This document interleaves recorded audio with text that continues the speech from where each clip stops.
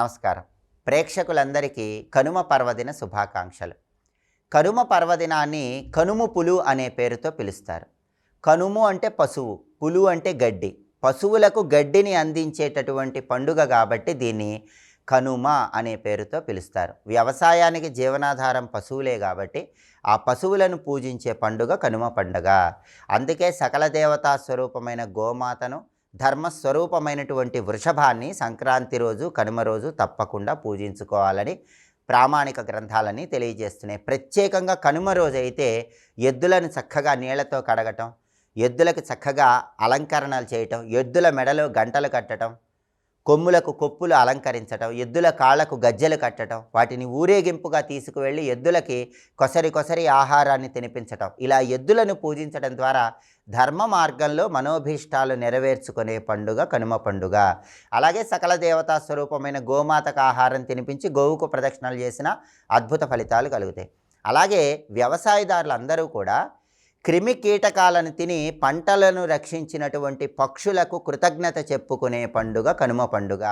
అందుకే కొత్తగా వచ్చినటువంటి ధాన్యం తీసుకొని ఆ ధాన్యంతో వడ్ల కుచ్చులను వ్యవసాయదారులందరూ ఏర్పాటు చేస్తారు.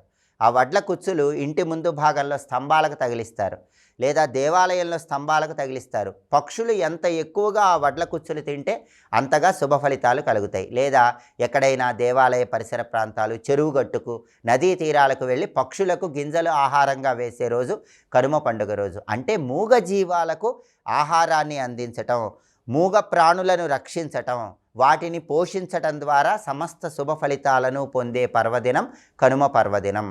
అలాగే కనుమ సందర్భంగా వ్యవసాయదారులు ఆవు పాలతో పొంగలి తయారు చేసుకుని ధాన్యలక్ష్మీదేవికి నైవేద్యం సమర్పించి ఆ తర్వాత ఆ నైవేద్యాన్ని ప్రసాదంగా స్వీకరించి మిగిలిన పొంగలిని పంట పొలాల్లో చల్లుతారు. దీన్ని పొరి చల్లటం అనే పేరుతో పిలుస్తారు.